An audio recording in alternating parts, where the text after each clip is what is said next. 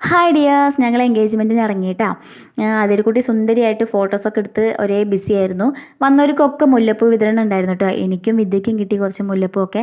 ഞങ്ങളതെടുത്ത് നേരെ റൂമിലേക്ക് പോയിട്ട് കണ്ണാടി കണ്ടു കഴിഞ്ഞാൽ പിന്നെ വെറുതെ വിടില്ലല്ലോ. മുല്ലപ്പൂവൊക്കെ വെച്ച് ഞങ്ങളൊന്ന് സ്റ്റൈലാക്കി കേട്ടോ. കുഞ്ഞു പിന്നെ ചേച്ചിമാരെ കിട്ടിയപ്പോൾ ഒരേ ബിസി ആയിരുന്നു. ചെക്കനും ഫാമിലിയും എത്താൻ കുറച്ച് ലേറ്റ് ആയി കേട്ടോ. അവർ പാലക്കാട് നെന്മാറയെന്നാണ് വരുന്നത്.